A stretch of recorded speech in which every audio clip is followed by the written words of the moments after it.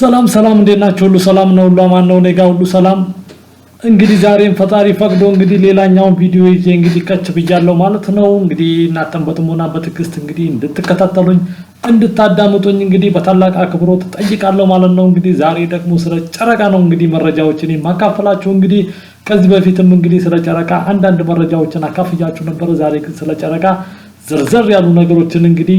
በጽሁፍም እንዲሁም ደግሞ በ3D ሞዴልም ደግሞ መረጃዎችን የማካፈላችሁ ነው የሚሆነው ጥሩ ጊዜ እንደሚኖረን ተስፋ አደርጋለሁ ማለት ነው ዛሬ እንግዲህ በዋናነት እንግዲህ ፎከስ የምናደርገው ስለ ጨረቃ ዑደቶችና ደግሞ ከስጋር ተያይዞ ስለሚፈጠሩ አንዳንድ ክስተቶች ነው መረጃዎችን የማካፈላችሁ አሁን በቀጥታ ወደ መረጃው እናመራለን ማለት ነው እንግዲህ ጨረቃ ዑደት ማለት ምን ማለት ነው ከሚለው ለመነሳት ያለ እንግዲህ ወደዛ ለመንደርደር ስለ ጨረቃ ዑደት ለማውራት እንግዲህ ስለ ጨረቃ ምህዋር ማውራት ደግሞ እንግዲህ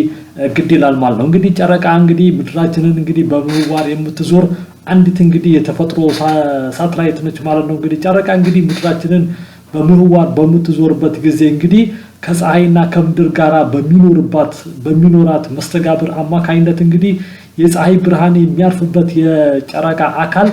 የተለያየ ነው ማለት ነው ከዚህ አንፃር ነው ማለት ነው እንግዲህ የጨረቃ ዑደት ብለን የምንጠራው እንግዲህ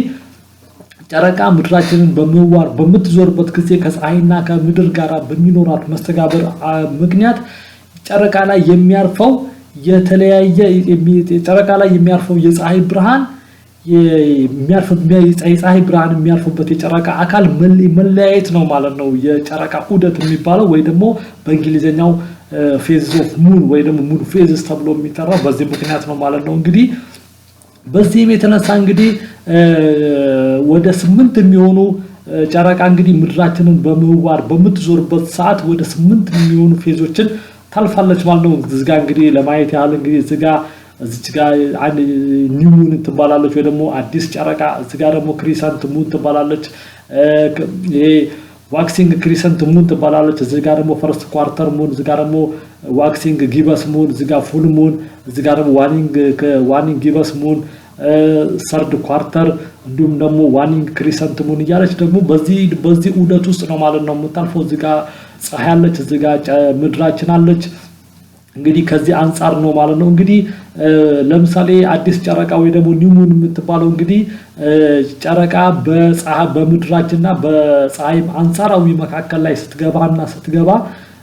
በዚህ ምክንያት እንግዲህ በጨረቃ በምድር ጥላ ወይ ደግሞ በምድር ጥላ ውስጥ በምትገባበት ሰዓት ላይ እንግዲህ ለምድር የሚታየው የፀሐይ ክፍል ላይ የፀሐይ ብርሃን ስለማያርፍበት በዚህ ወቅት እንግዲህ ጨረቃ ሂድን ትሆናለች ወይ ደግሞ ትደበቃለች ማለት ነው ምንም አትታይም ማለት ነው እንግዲህ ጨረቃ እንግዲህ ምህዋሯን እንግዲህ ቀጥላ እንግዲህ ከዚህ ከነበረችበት እንግዲህ አለፍ ብላ እዚህ ላይ እንደዚህ ነው የምትሄደው ወደዚህ በምትሄድበት ሰዓት ላይ በጣም ሽጠጥ ባለ ቦታ ላይ እንግዲህ በተወሰነው ስፍራ ላይ የፀሐይ ብርሃን ያርፍባታል ማለት ነው ሌላው እንግዲህ ጨረቃ ምድር ደግሞ በጨረቃና በፀሐይ እቺ ምድራችን ነች ምድር እንግዲህ በጨረቃና በፀሐይ መካከለኛ ስፍራ ላይ በመቶንበት ሰዓት ላይ ደግሞ የፀሐይ ብርሃን የሚያርፍበት ለመሬት የሚታየው የጨረቃ ክፍል እንግዲህ ሙሉ በሙሉ ይታያል በዚህ ወቅት እንግዲህ ጨረቃ እንግዲህ ሙሉ ጨረቃ ትባላለች ማለት ነው አሁን እያንዳንዱን ለማየት እንሞክራለን ማለት ነው እንግዲህ እዚህ ጋር እነዚህ ዝርዝሩን እንተውና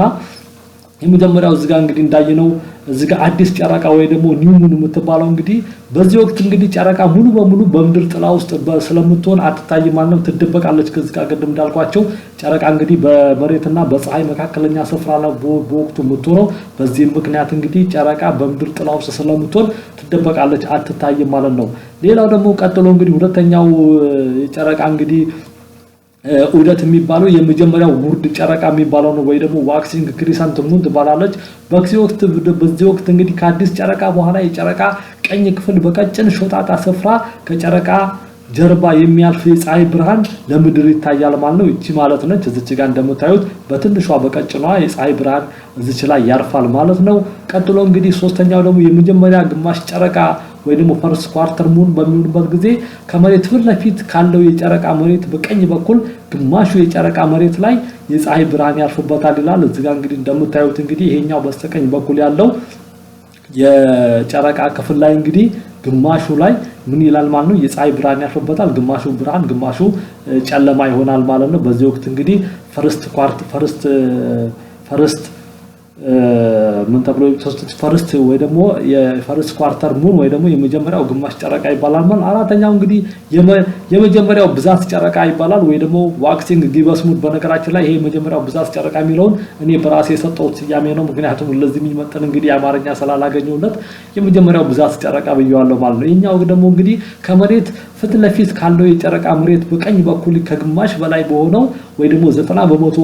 በሚሆነው የጨረቃ መሬት ላይ የፀሐይ ብርሃን ያርፍበታል ይባላል ይሄኛው እንግዲህ ይሄኛው ነው ማለት ነው እዚጋ እንግዲህ ከጨረቃ በስተቀኝ በኩል ይሄኛው ያለው አካል እንግዲህ ለመሬት የሚታየው ክፍል ላይ እንግዲህ 90% እንግዲህ ምን ያርፍበታል የፀሐይ ብርሃን ያርፍበታል አቻ 10% ብቻ ምን ትሆናለች ማለት ነው ትጨልማለች ማለት ነው እዚጋ እንግዲህ ሌላኛው እንግዲህ አምስተኛ ሙሉ ጨረቃ ነው የሙሉ ጨረቃ ከመሬት ላይ ፊት ካለው የጨረቃ መሬት ላይ ሙሉ የፀሐይ ብርሃን ያርፍበታል እዚጋ እንግዲህ እንደምታዩት ከፀሐይ ለመሬት የሚታየው ሙሉ የጨረቃ አካል ላይ የፀሐይ ብርሃን ስለሚያርፍበት በዚህ ወቅት እንግዲህ ሙሉ ጨረቃ ነው እንግዲህ የሚሆነው በዚህ እንግዲህ ጨረቃ እንግዲህ ውደቷን ቀጥላ እንግዲህ በዚህኛው ወቅት ደግሞ እንግዲህ ይሄኛው ዋኒንግ ጊበስ ሙን በሚባለው በዚህኛው ውደት ደግሞ ይሄኛው ደግሞ ምንድነው የሚከተል ስድስተኛው ማለት ነው ስድስተኛው ደግሞ ሁለተኛው ብዛት ጨረቃ ደግሞ ከሙሉ ጨረቃ በኋላ ከግራ በኩል የፀሐይ ብርሃን የሚያርፍበት የጨረቃ ክፍል ላይ 10% ምን ይላል ማለት ነው የፀሐይ ብርሃኑ ይቀንሳል ማለት ነው እዚጋ እንግዲህ እየቀነሰ ነው የሚሄደው ይሄም ደግሞ ከሙሉ ጨረቃው ከአልፎ እንግዲህ የነበረው ላይ እንግዲህ የነበረው በስተቀኝ በኩል ያለው እንግዲህ ግማሽ በግማሽ ምን ይላል ማለት ነው የፀሐይ ብርሃን ያለው ይቀንስና በመጨረሻም እዚጋም ይሄኛው ደግሞ እዚጋ ግማሽ ነበር እዚጋ ደግሞ ወደ 90% ቀንሶ እንግዲህ 10% ብቻ ነው የፀሐይ ብርሃን የሚያገኘው ያለ ደግሞ ወደ ኒው ጨረቃ ይከሰታል ወደ ኒው ጨረቃ ይቀየራል ማለት ነው ያለኝን ደቂቃ ልይና እመለሳለሁ ኦኬ የተወሰነ ደቂቃ ላይ ስለዚህ አሁን ደግሞ እንግዲህ የምናየው ምንድነው ታዲያ ከጨረቃ ዑደት ጋር ተያይዞ የሚከሰቱ ሁለት ነገሮች አሉ ከዛ ውስጥ አንዱ እናያለን ከዛ ውስጥ አንዱ እንግዲህ አልፎ እንግዲህ የሚከሰተው የጨረቃ ግርዶሽ ነው ማለት ነው የጨረቃ ግርዶሽ እንግዲህ ማለት ምን ማለት ነው ጨረቃ ሙሉ ጨረቃ በምትሆንበት ወቅት እንግዲህ በምድርና መሬታችን በጨረቃና በፀሐይ መካከል አንጻራዊ መካከል ላይ ገብታ ከመሬት ከፀሐይ ወደ ጨረቃ የሚሄደውን ብርሃን ስትጋርድ የሚከሰት ክስተት ምን ይባላል የጨረቃ ግርዶሽ ይባላል ማለት ነው እንግዲህ የጨረቃ ግርዶሽ ሁሌም አይከሰትም ሁሌም ፐርፌክትሊ እንግዲህ መሬት በፀሐይና በጨረቃ መካከለኛ ስፍራ ላይ በምትገባበት ወቅት የሚከሰት ክስተት ነው ማለት ነው በእርግጥ ይሄ ነገር ታይም አይበቃኝም ሶሪ ስለዚህ ጨረቃውን ግርዶሽ ሌላ ጊዜ